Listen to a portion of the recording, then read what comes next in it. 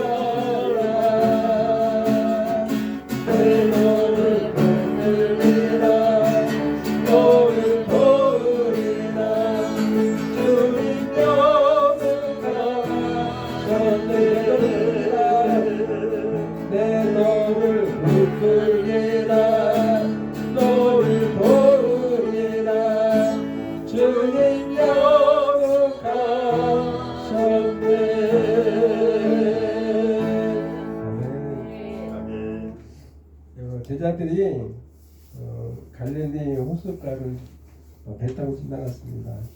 근데 마침 예수님이 안 계셨어요. 예수님은 성도들한 사람들한테 이제 설교하시다가 늦었던 모양입니다. 나중에 예수님이 물 위를 걸어오시는 거예요. 그 모습을 보고 베드로가 유로인가 봤더니 주님이신 거예요. 그러면 주님 저도 당신과 함께 물을 걷게 해주세요. 다음 때 예수님이 그럼 한번 걸어오려나 했더니 베드로가 걸었습니다. 그러나 풍랑일 때 그 모습을 보게 다시 물에 빠졌습니다. 우리가 하나님을 바라볼 때, 예수님을 바라볼 때는 물 위를 걷긴 하지만 세상 풍파가 있을 때는 우리는 힘들 수밖에 없습니다. 주님 나를 부르시니 찬양 드리면서 그 모습을 상상하면서 찬양 드리도록 하겠습니다.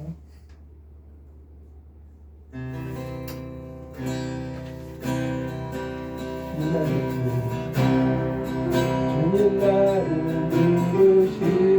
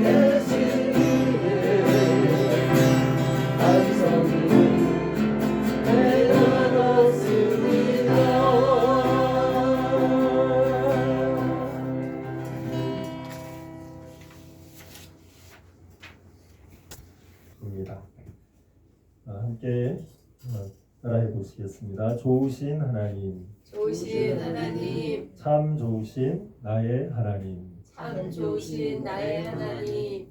네. 예. 여러분은 가장 좋아하시는 것이 무엇이신지 한번 생각해 보시면 좋겠습니다. 오늘 말씀을 읽다 보면 좋은 것이라는 표현이 나옵니다. 7장 11절에 보면 너희가 악한 자라도 좋은 것으로 자식에게 줄 알거든 하물며 하늘에 계신 너희 아버지께서 구하는 자에게 좋은 것으로 주시지 않겠느냐. 좋은 것이라는 그런 표현이 나오고, 또 15절 이하에 보면 18절에 보면 17절부터 좋은 나무라는 그런 좋다는 표현들이 나옵니다. 오늘 우리가 함께 읽었던 교동문에도 내 영혼아 여호와를 송축하라 하면서 그 주보 왼편에 붉은 글씨로 기록을 해놓은 부분이 있는데요. 시편 103편 4절에서 이제 5절인데 거기에도 좋은 것이라는 표현이 나옵니다. 내 생명을 파멸에서 속량하시고 인자와 긍휼로 관을 씌우시며 좋은 것으로 내 소원을 만족하게 하사 내 청춘을 독수리같이 새롭게 하시는도다. 네, 그래서 오늘 말씀을 한 주간 묵상하면서 좋은 것이 무엇일까 이렇게 생각을 하다 보니까 결국은 결론은 좋은 것은 우리의 하나님 아버지시구나 하는 그런 결론을 내릴 수밖에 없었습니다. 그래서 오늘 말씀의 그 11절에서 하물며 하늘에 계신 너희 아버지께서 구하는 자에게 좋은 것으로 주시지 않겠느냐 할 때 이 좋은 것이 바로 하나님이라는 것을 그런 우리가 결론을 가지고 오늘 말씀을 대하면 좋을 것 같습니다. 여기 좋은 것에 여러 가지를 대입해 볼 수 있지만 하나님이라고 그렇게 대입할 수 있는 근거가 누가복음에 보면 예수님께서 동일하게 산상수훈과 거의 같은 말씀을 이제 하시는 장면이 나오는데 거기서도 오늘 말씀 7절에 나오는 것처럼 구하라, 두드리라, 찾으라 이렇게 말씀하시면서 하물며 하늘에 계신 너희 아버지께서 구하는 자에게 좋은 것이라고 누가복음에는 표현하지 않고 성령을 주시지 않겠느냐 이렇게 말씀하십니다. 네, 성령은 바로 하나님이시고 그래서 오늘 본문에 좋은 것이 하나님이라는 그런 결론을 내려도 아무 무리가 없을 것 같습니다. 재용 형제님 아멘이라는 거죠? 피곤하신 것 같은데 그래서 오늘 말씀 이 마태복음 7장을 보면서 좋으신 하나님의 그 관점으로 말씀 한 구절 한 구절을 이렇게 보기를 원합니다. 1절부터 말씀을 보면 비판을 받지 아니하려거든 비판하지 말라. 너희가 비판을 하면 그 비판으로 너희가 비판을 받게 될 것이고 너희가 헤아리면 그 헤아림을 돌려받게 될 것이다. 이렇게 예수님께서 말씀하시면서 또 이제 비유로 말씀하세요. 구절 구절마다 다 이렇게 비유를 사용하셔서 말씀하시는데 어째서 형제의 눈 속에 있는 티는 보고 너의 눈 속에 있는 들보는 깨닫지 못하느냐. 네, 티는 이제 먼지죠. 먼지가 이렇게 눈에 들어갈 때가 많죠. 네, 뭐 작은 그 티만 들어가도 눈에 막 눈물이 나고 그거를 빼려고 우리가 막 눈에다가 막 바람을 후후 불기도 하고 물에다 씻기도 하고 그러는데 근데 이제 들보라 너의 형제의 눈 속에 있는 티를 우리가 보면서 비판하기도 하고 그렇게 하기도 하는데 너의 눈 속에 있는 들보를 깨닫지 못하느냐. 아니 너가 지금 형제에게 티를 보고 있다면 너의 눈에는 지금 들보가 있다고 생각하라고 그렇게 말씀하십니다. 들보는 집의 이제 건축 자재죠.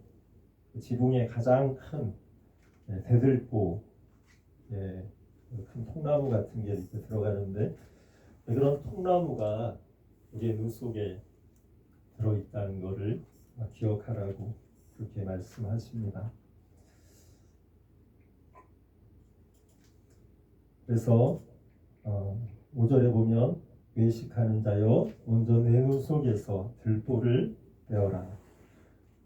그 후에야 밝히 보고 형제의 눈 속에서 티를 빼리라. 이렇게 예수님께서 말씀하십니다. 이 첫 번째 문단에서 예수님께서 하고자 하시는 말씀은 좋으신 하나님이라는 그 관점에서 보면 하나님은 우리의 그 연약함을 우리의 티를 보지 않으시는 분이시라고 그런 좋으신 하나님이시라는 그런 뜻을 표현하고 있는 것 같아요. 하나님이 우리에게 그런 분이십니다. 너희도 서로 그 형제의 눈 속에 티를 보지 말라고 그렇게 말씀해 주시는 것 같습니다. 그래서 6절 말씀을 보면 거룩한 것을 개에게 주지 말고 너희 진주를 돼지 앞에 던지지 말라. 그들이 그것을 발로 밟고 돌이켜 너희를 찢어 상하게 할까 염려하라. 이 거룩한 것이라고 하셨는데 예수님께서 다른 곳에서 이렇게 대화를 하신 장면에서 보면 선하신 선생님이요 이렇게 예수님을 부르니까 예수님께서 너가 왜 나를 선하다고 하느냐. 선한 분은 하나님밖에 없다고 그렇게 하시는 장면이 나옵니다. 여기서도 거룩한 것이라고 했는데 거룩한 분은 하나님밖에 없는 줄 믿습니다. 그런데 그 거룩한 것을 함부로 하지 말라는 것입니다. 함부로 가볍게 그렇게 하지 말라고 합니다. 개에게도 주지 말고 그것을 귀히 여기지 않는 대상에게 함부로 내어놓게 되면 그것을 발로 밟고 상하게 된 결과를 경험하게 될 거라고. 그런데 이 말씀을 돌이켜 생각해 보면 하나님께서는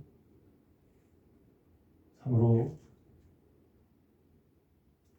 거룩한 것을 하나님 자신을 예수 그리스도 자신을 우리에게 내어주셨습니다. 어떻게 보면은 함부로 내어주신 것 같아요. 그래서 개에게 돼지에게 내어주지 말라고 그게 어떻게 보면 상식인데 근데 하나님께서는 좋으신 하나님께서는 우리에게 자신을 아낌없이 어떤 일을 자신을 내어줬을 때 어떤 경우를 당하게 될지 알면서도 내어주신 것이 바로 하나님 아버지의 성품인 줄 믿습니다. 좋으신 하나님, 우리에게 자신을 내어줄 때 결국 우리 인간에게 찢어 상하게 될 줄 아셨음에도 불구하고 자신을 내어주신 그 좋으신 하나님. 7절부터 보면 예수님께서 구하라, 찾으라, 두드리라 하시면서 그러면 그것을 얻게 될 것인데, 왜냐하면 좋으신 하나님께서 자신을 자식, 그 육신의 부모도 자식에게 좋은 것을 주려고 하는데, 자식의 배 생선 고등어를 달라고 하는데 뱀을 줄 사람이 어디 있고, 자식이 떡을 달라고 하는데 돌을 줄 그 부모가 어디 있겠느냐. 하물며 좋으신 하나님께서 너희에게 좋은 것으로 주시지 않겠느냐. 가장 좋은 그 하나님 자신을, 예수 그리스도를 우리에게 내어주시는 그 하나님이신 것을 우리는 기억해야 할 줄 믿습니다. 네, 여기 보민이도 있고 은찬이도 있는데, 만약에 보민이나 은찬이가 어디 가서 이제 발표회를 한다고 하면, 네, 원장님 눈에 누가 보일까요? 네, 다른 애들은 안 보이고 보민이만 보이고, 네, 온실 사모님도 은찬이가 축구 경기를 하는데 이렇게 가시면, 네, 은찬이만 보이죠. 네, 지금 그 군산에서 이제 금석대라고 하는 그 축구 대회가 이제 뭐 중등부, 초등부, 고등부까지 이제 다 하고 있는데, 네, 그 경기를 이제 그 유튜브로 이렇게 방송도 해주더라고요. 그래서 그걸 이렇게 보면 뭐 누가 골을 넣든 말든지 그게 보이는 게 아니고 주호가 지금 공을 잡나 어떻게 하나, 이제 그것만 이제 눈이 빠져라 보게 되더라고요. 그래서 어제 두 번째 경기가 있었거든요. 첫 번째 경기는 이제 목요일에 연천에 있는 팀하고 해서 2대1로 이제 졌는데, 어제는 서산 팀하고 해서 3대1로 이겼더라고요. 근데 뭐 주호가 골 넣은 것도 아니고 한우리가 첫 골을 넣었더라고요. 네, 그래서 근데 저는 이제 뭐 한우리가 골 넣고 뭐 이런 거보다 주호가 볼을 몇 번 잡았나 그거를 다 이렇게 영상을 보면서 빨리 돌리면서 이렇게 세봤어요. 그랬더니 13번을 잡았더라고요, 볼을. 근데 그 중에 잡아서 그러니까 뭐 특별히 이렇게 눈에 띄는 활약을 하진 않았어요. 그냥 이제 잡아서 패스해주는 이제 뭐 중간 역할이어가지고, 그래서 이제 세보니까 13번인데 그 중에 그래도 패스 미스를 2번 하고 나머지는 그래도 패스가 다 연결이 됐더라고요. 그래서 처음에 이제 막 골 중심으로 볼 때는 주요는 보이지도 않네 이랬는데 그걸 이제 하나하나 이렇게 보니까 이제 그렇게 보여서 그냥 이제 주요한테 카톡으로 주요가 오늘 13번 중에 2번밖에 패스 미스 안 하고 오늘 완전적으로 잘한 것 같다, 이제 카톡을 이렇게 보내줬는데 네, 뭐 부모의 마음이 그럴진데 하나님 아버지께서 우리를 바라보시는 그 마음은 뭐 비교할 바가 아닌 줄 믿습니다. 그래서 13절에 보면 좁은 문으로 들어가라.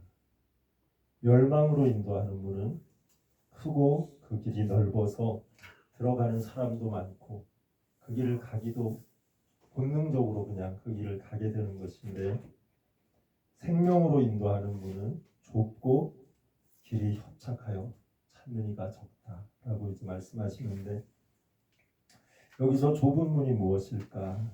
좁은 길, 생명의 길이 무엇일까를 이렇게 생각해 보면서 이렇게 문맥상으로 볼 때 좋으신 하나님께 우리의 마음을 향하고 집중하는 것, 그것이 좁은 문이겠구나.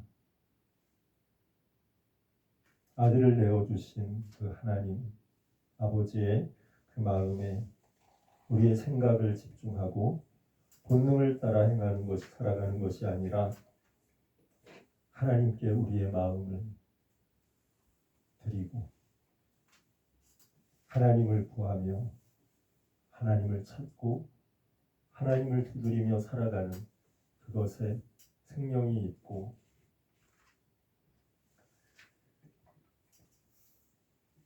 그 길로 나를 따라오라고 예수님이 말씀하고 계신 줄 믿습니다.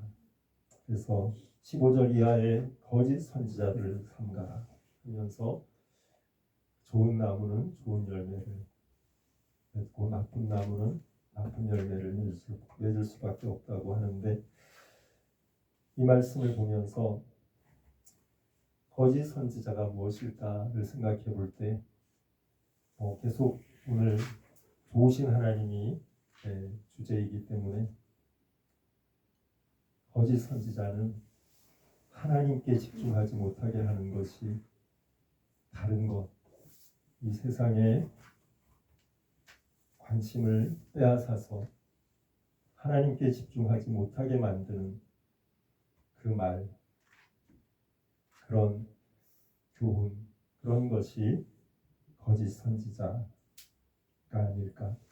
우리의 생각을 나에게 집착하게 만들고 이 세상에 집착하게 만드는, 그래서 하나님으로부터 멀어지게 하고 그 좋으신 하나님께서 우리에게 베풀어 주신 그 사랑, 그 은혜, 그 용서에서 그 하나님의 나라에서 멀어지게 만드는 모든 가치관들이 거짓 선지자가 아닌가, 그렇게 생각을 하게 되었습니다. 오늘 말씀 마지막 부분에 이제 결론적으로 예수님께서 또 비유로 말씀하십니다. 집을 반석 위에 짓는 사람이 있다. 그리고 집을 모래 위에 짓는 사람이 있다. 반석 위에 짓는 사람은 아버지의 뜻대로 행하는 사람이, 모래 위에 짓는 사람은 아버지의 뜻과 상관없이 살아가는 사람임을 그렇게 말씀하십니다. 아버지의 뜻은 무엇일까요? 아버지의 뜻은 이전에는 그렇게 많이 생각했던 것 같아요. 아버지의 뜻은 착하게 살아가고 윤리적으로 살아가고 올바르게 살아가고 이것도 다 포함되겠죠. 그런데 그 모든 것의 근원적인 동기가 되는 것은 좋으신 하나님을 구하고 찾는 하나님께 집중된 그 마음인 줄 믿습니다. 우리가 완벽할 수 없고 연약하고 불완전하고 넘어질 때가 많을 거예요. 그래서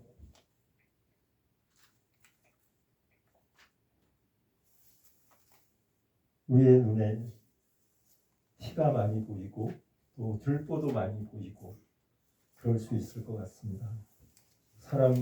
이 세상 모든 사람이 죄인이라고 성경이 선포하고 있고 의인은 없나니 하나도 없다고. 모든 사람이 죄를 범하였으며 하나님의 영광에 이르지 못하고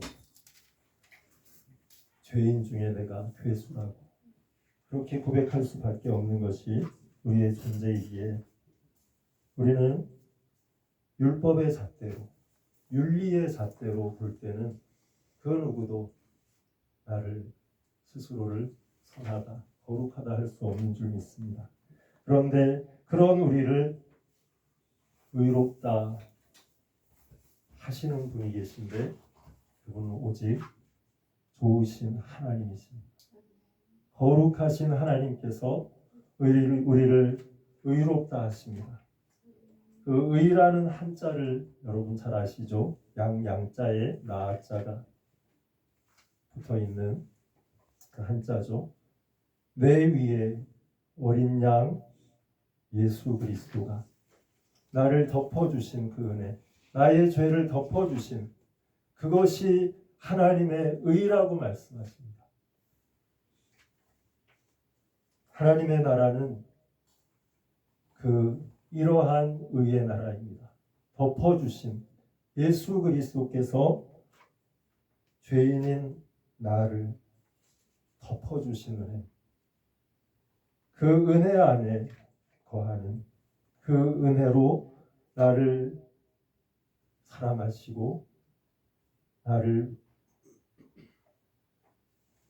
안으시고 지금까지 인도하신, 나를 죽은 자 가운데서 살리신 그 은혜 안에 거하는 삶이 바로 하나님께서 말씀하시는 의의 삶이고 그것이 하나님의 나라고 하나님의 뜻이고 예수님께서 오늘 우리에게 말씀하고 계시는 그 중심 메시지인 줄 믿습니다. 그래서 우리가 반석 위에 집을 지어가는 삶을 살아가야 되는데 반석 위에 집을 지어간다는 것은 바로 예수님이 우리를 위해 십자가 지시고 용서하시고 그 피로 우리의 죄를 씻으시고 사랑하신 그 용서 안에 그 하나님의 나라 안에 살아가는 그 마음, 그 하나님의 은혜를 붙잡는 것이 바로 반석 위에 집을 짓는 삶인 줄 믿습니다. 그 반석에 집을 지어갈 때에 어떤 풍파가 쳐도 어떤 홍수가 일어나도 어떤 폭풍이 불어도 그것은 영원히 요동하지 아니하고 반드시 우리를 하나님의 품 안에 끝까지 보호하시는 그 은혜로 우리를 붙들어 주실 줄 믿습니다. 네, 오늘 찬송으로 찬양으로 마무리를 하겠습니다. 좋으신 하나님, 좋으신 하나님, 참 좋으신 나의 하나님 찬양하겠습니다.